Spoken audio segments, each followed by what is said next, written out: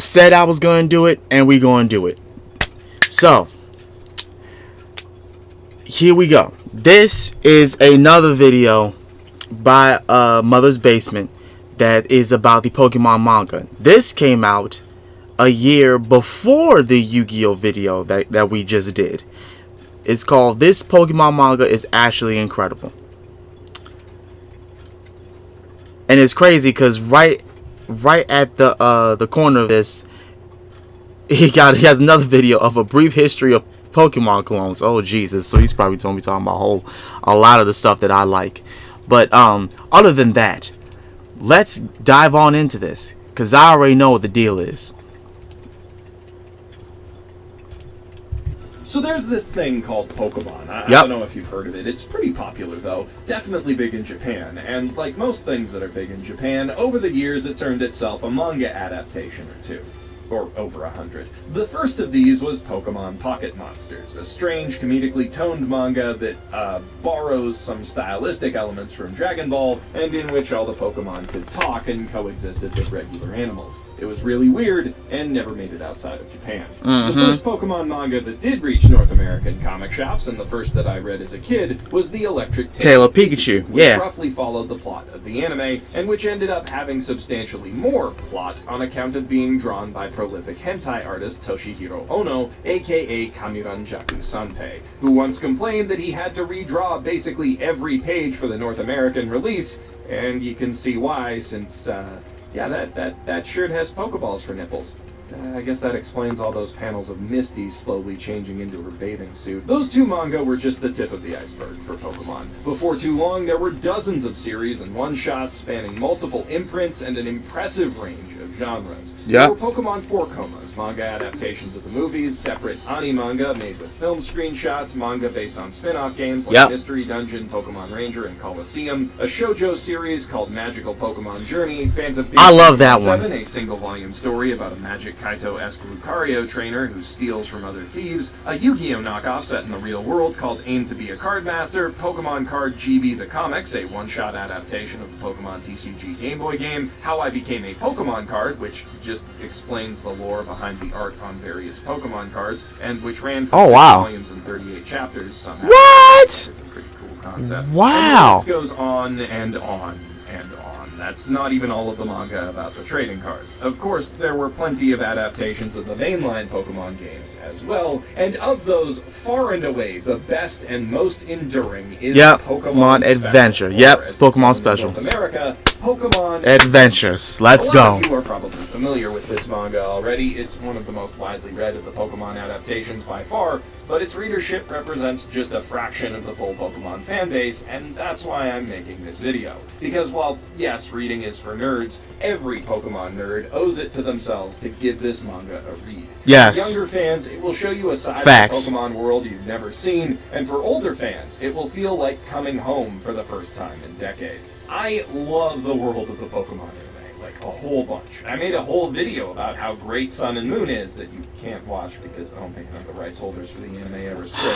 Fuck Show Pro, dude. A bit of a disconnect between that world and the one in the games. It's a gap that the games have attempted to bridge over the years by emulating more and more aspects of the anime, but in doing so, I think they've lost a bit of what used to make them special. The world of red, blue, gold, and silver has its own unique flavor. True. It represents a more naturalistic, holistic vision of late 90s Japan, holding on to its boxy, utilitarian, industrialized cities, but connecting them through walking paths and nature trails made for people and living creatures instead of roads made for machines. Aside from bikes, the only vehicles you see in those games are a single-line bullet train, a big ship, and one pickup truck that sadly does not have a Mew under it. It was a world where Gary Oak's car full of groupies would have felt even more out of place than it does in the anime. Red and Blue, and later Gold and Silver, as 8-bit RPGs, were working with very limited tools in defining their world, but they still managed to make each region and town you visited in your Pokemon journey feel distinct from the others. There's a certain sense of isolation and claustrophobia that you get walking through the paved, enclosed, uniform streets of Saffron City that stands in contrast to the more open, green layout of neighboring Celadon and Fuchsia and the waterways of Cerulean.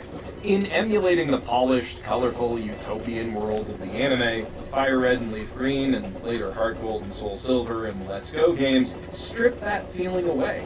And I like the world they build in its place, but it's not the one I explored as a kid. But that world does still exist and come alive in the pages of Pokémon Adventures. In fact, Satoshi Tajiri, the series creator, purportedly said that it's the closest any adaptation of Pokémon has come to representing his original vision. Are you serious? He said that? Oh, well, shit.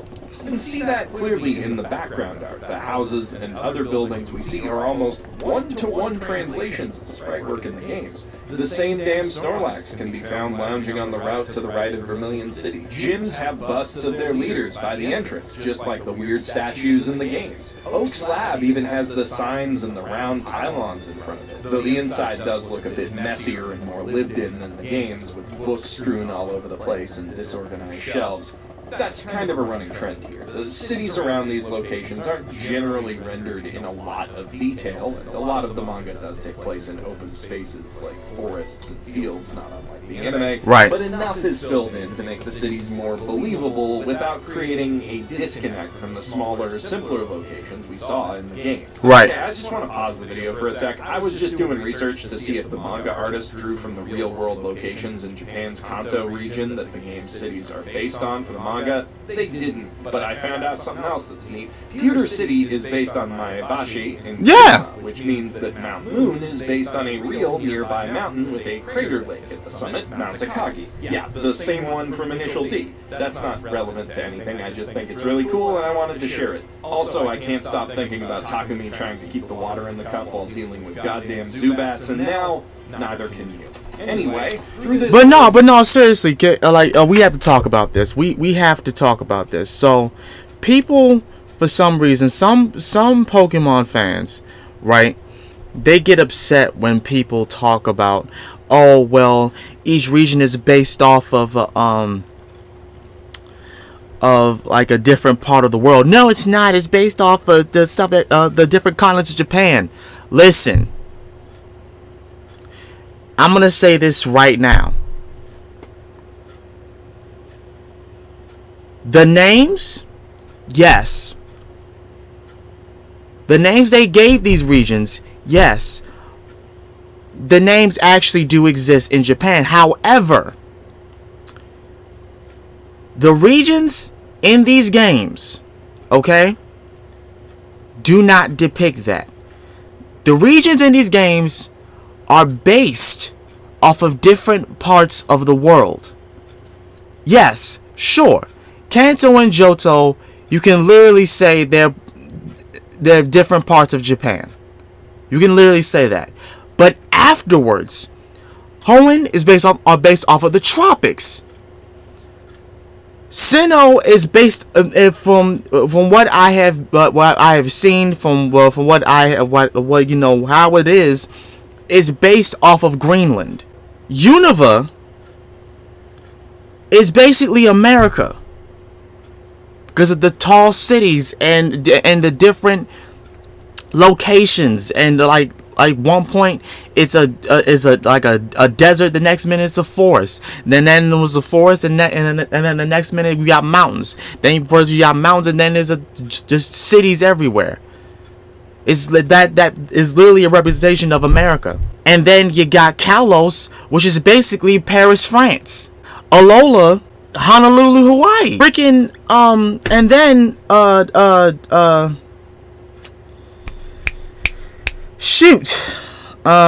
Sword and Shields region. I swear, I'm happy. The Galar region. It's the UK. And now this new region coming up, that's basically god damn it, god dang it, I tweeted this because I was so hyped when I saw it. Barcelona, yeah, it's Barcelona. So I don't understand where people get this upset over something like that. Like that, they want. I don't know why. Some people want this Japanese dreams to be so attached to them. It just kills them at this point. They don't want nothing else to do with anything else other than Japan. But the thing about it is, Japan has its issues too. And I want, one of these days, I'm gonna make a video addressing that. Like, some of us, even Pokemon fans, we've gotten way too attached to Japanese culture, trying to exclude every other country and culture that's not Japan.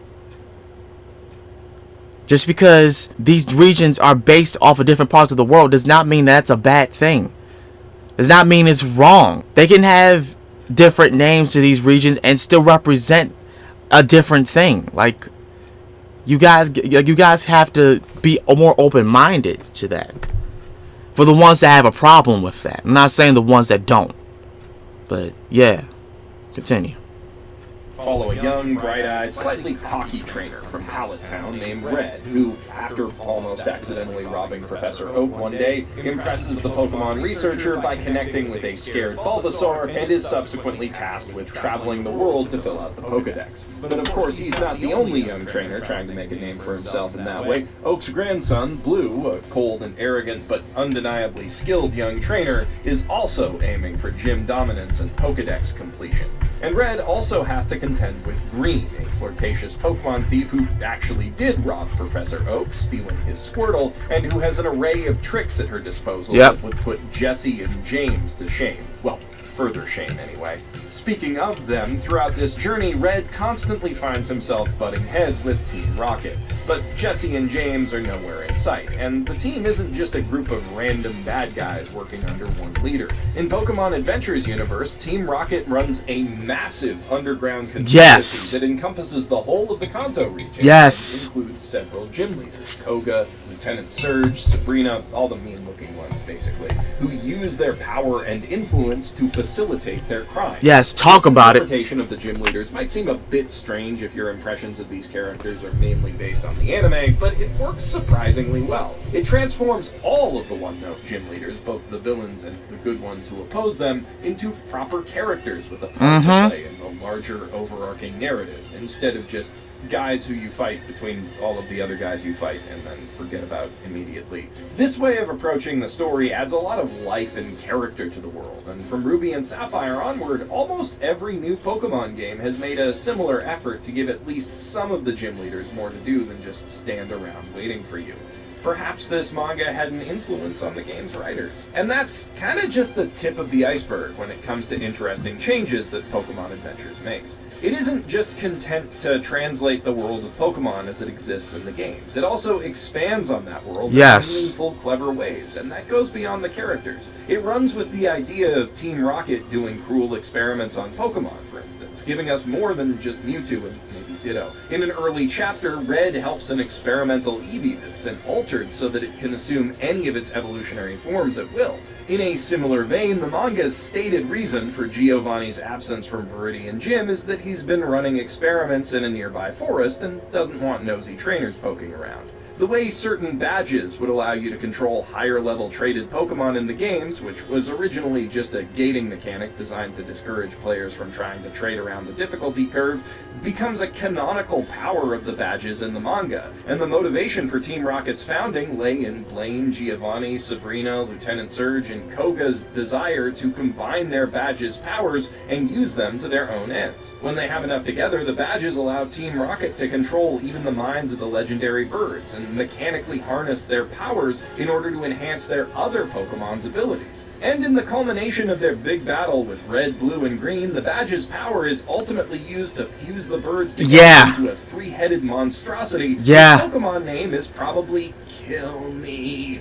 These are out there concepts, to be sure, but they feel like a natural extension of the somewhat bare-bones environmental storytelling we saw in the base games. Ideas that might well have been implemented there if not for the limitations of of cartridge memory, and the need for every Pokemon fought in the game to be collectible. I definitely would not want that monstrosity in my Pokedex. Likewise, the series pushes the concept of Pokemon battles well past the limitations very of well. turn and stat-based Yes. combat and one-on-one encounters, transforming them into more dynamic, involved affairs. Trainers have to think about their own positioning as well as their Pokemon's, and when, where, and how they choose to throw out their next Pokeball can have just as much of an impact on a fight as type advantage, move choice, or power level. And Pokemon moves are given a lot of creative applications beyond simply dealing damage. This manga features intense quick-draw Poke Showdowns, where the physical capabilities and quick reflexes of the trainers are key in securing their victory. And when fights get dirty, it's not just the Pokemon that are placed in danger. Red frequently comes under threat from wild Pokemon. There's a chapter set in the Safari Zone where he's almost eaten alive by Weepinbells, and when battling Team Rocket, they attack him directly in sometimes brutal ways.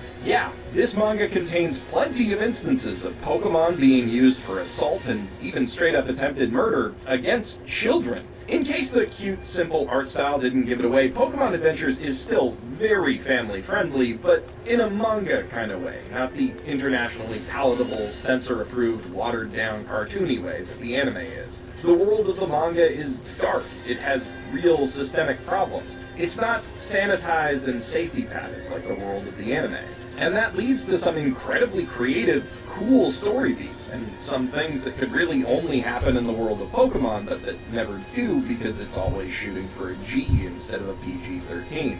To give you an idea, here's a brief list of some of the cool and risque things that happen in Pokemon Adventures. Red reads a weird Pokemon tabloid with a front page story about a lady who takes a bath with her Tentacool for its implied anime tentacle reasons. And Arbok gets decapitated by Blue's Charmeleon, and we get a full view of its severed spine and chest as blood and venom pools beneath its twitching corpse. In the same story arc, a Ghastly reanimates a bunch of other Pokemon corpses as a zombie army using the fog from its body, which is clearly a right, there's probably kids watching this, a Mankey fightin' JoJo reference. And it's not the only one. Toward the end of the Team Rocket story arc, when the Poke terrorists have taken over Saffron City, Blue uses his Golduck's psychic powers Hermit Purple style to project Team Rocket's location onto his Pokedex screen. And what's displayed is a screenshot from the actual video games, which is goddamn brilliant because other times we see the Pokedex has the same display as the Pokedex in the games. During the fight with the Team Rocket gym leaders that follows this, Green hides 2 Pokeballs in her shirt, pretending they're titties, and uses them to surprise attack Sabrina.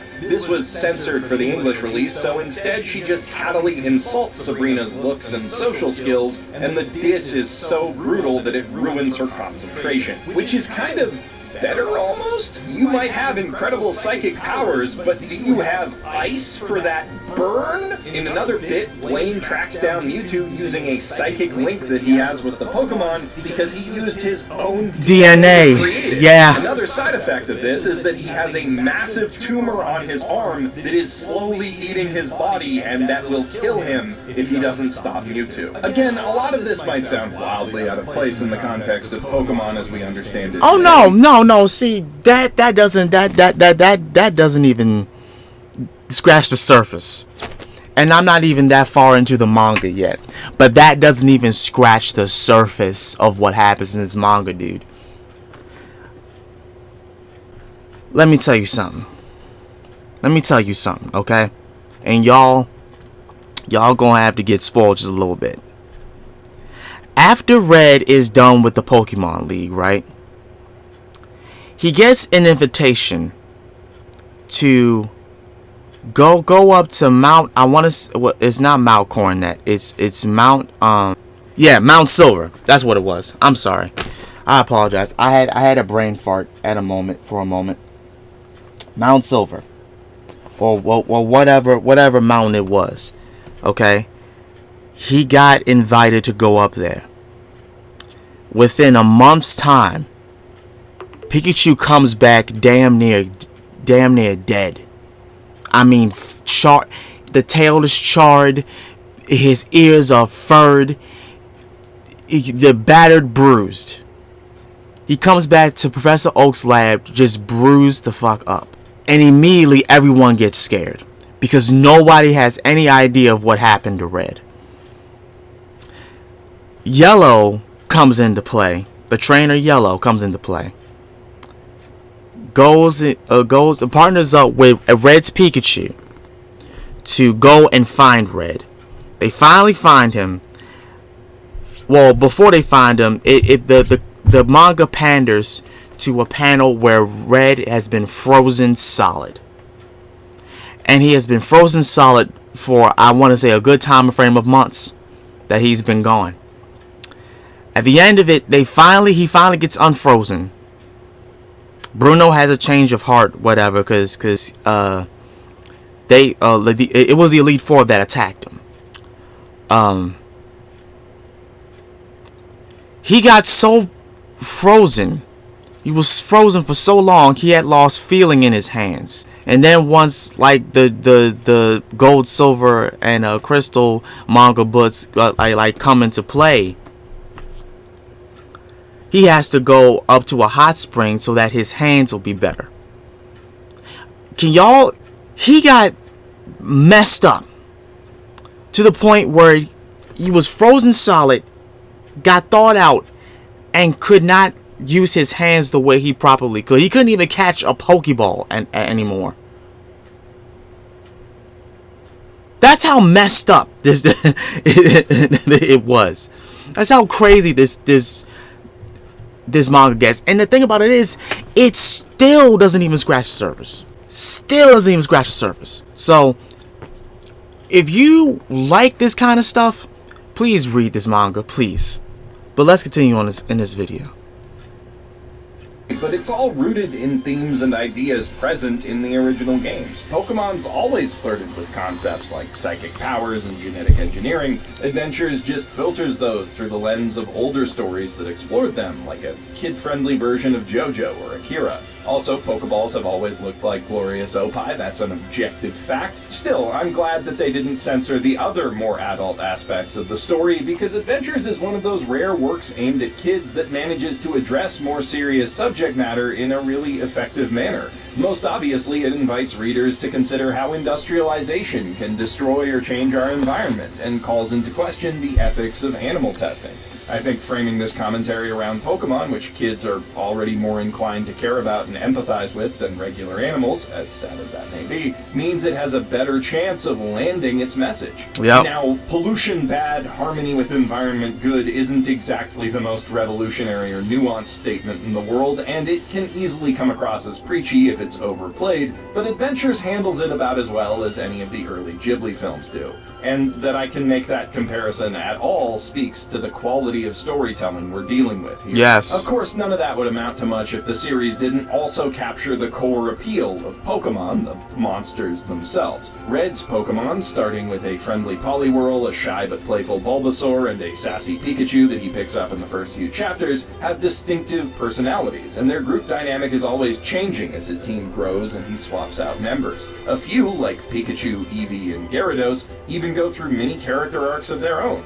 Likewise, his rivals' Pokemon have their own charm to them, and to an extent their personalities reflect those of their trainers. Blue's Pokemon are all very serious go-getter types as a result of their rigorous training regimen, while Green's are a little bit more mischievous. On occasion, the manga even plays with one of my favorite tropes from the anime, telling entirely wordless stories about the trainers' Pokemon playing together and getting caught up in their own misadventures. There is a lot more to it, but if all you want from a Pokemon manga is to see Pokemon being adorable, you will be more than satisfied with this one. Oh, Beyond yes. Pokemon, and true to its English subtitle, Adventures also shows a lot of love to the trainers as characters. They're appealing heroes and anti-heroes from the moment we meet them, and the same can be said for trainers in the anime, but what sets Adventures apart is the way that its characters are allowed to change and grow in significant, meaningful ways as a result of their experiences. The rivalry between Red and Blue in the manga isn't just an excuse to set up a series of gradually evolving grudge matches with the same two guys who hate each other, it's a defining part of both of their character arcs. When we finally get to the Indigo League, it's clearly laid out how the two have learned from each other and become both better trainers and better people, and we see all of the steps of the journey to get there.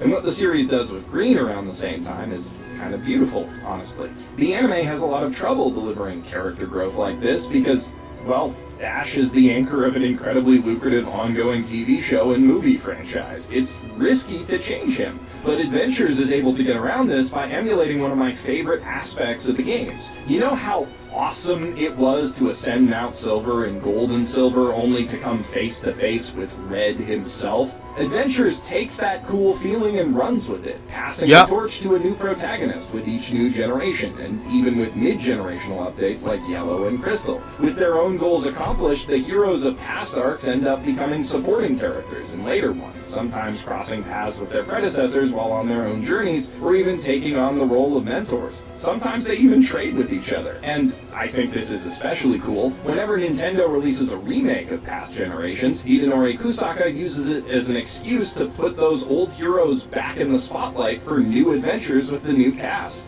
This JoJo-esque generational approach to storytelling has kept Adventures going, and going strong from what I've read, for over 20 years now. Each new arc makes a perfect jumping on point for new readers, which is really good since new kids are discovering Pokemon all the time, while the callbacks to past storylines reward longtime fans for keeping up. And that's far from the only reward this series offers. Pokemon Adventures is easy reading, as manga goes, but it's also immensely rewarding. It hides a surprising amount of depth behind that accessible exterior, and in spite of the VizKids branding on the cover, it's not afraid to go to darker places and really test its characters. But it never crosses the line into purely adult fare. It still embodies the naive, optimistic spirit of the Pokemon franchise perfectly. Perhaps even better than other iterations, because it's able to contrast that spirit with those darker elements. It also captures and preserves the world of the early Pokemon games in a way that's a lot more accessible for folks who want to revisit it or see what it was like for the first time than a series of clunky, bodged-together 8-bit handheld RPGs could ever really be.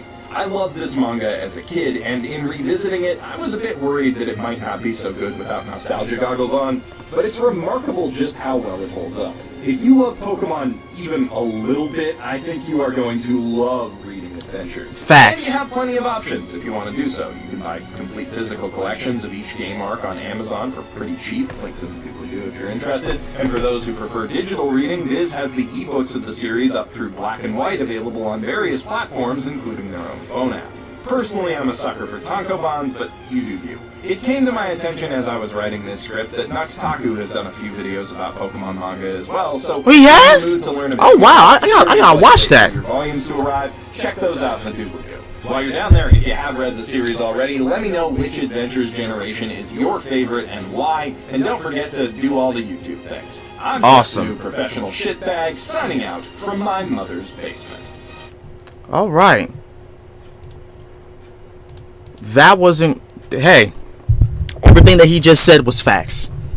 Everything that he just said was facts. Everything that he just said. Seriously, if you have not read this manga yet, I don't know what y'all doing. Y'all say y'all love Pokemon. Okay, there's no excuse that you don't know about this manga yet. If you don't got the money, it's fine. You can literally read it for free. I will provide a link down in the description below for and again, I probably did in the last time I had talked about Pokemon Adventures, but I will provide it again for those who don't necessarily have the funds to purchase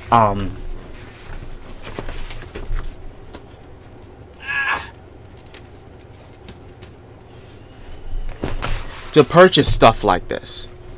Like, I understand that, like, things happen and whatnot, but this is a worthy read. It honestly is. This is dust on there. Oh no, we can't have that. But yes, if you don't like the anime, you can't get with it, you can get with this. You can for sure get with this, man. I'm serious. Like, it don't take long to become a good fan, to become a fan of this manga. There are things in this manga that that explores much wider than the games, and there are things in this manga that explore much wider than the anime does. shoot, there are things in this manga and other kinds of the Pokemon manga that really make Pokemon much more terrifying and much more of a actual problem than what they are in the anime and in the games. So, if you guys are interested in that, please read this manga, man. Read the manga. I don't care how long it takes you. I don't care. I don't care how long it takes for you to read it. Read this manga at your leisure. Take your time with it. Okay? Because I want you to know every detail. And and honestly, I gotta practice what I preach and get back into reading, because I think I was at the 17, volume 17, right here. I think I was at right here. I have to go back at it though. But with that being said, I'm gonna get up out here. Thank you guys so much for watching this. Please make sure to like, comment, subscribe. Go support Mother's Basement. What he just said was nothing but facts. So, yeah. This has been Master Sakurai. I'll see y'all again next time. I'm out. Peace.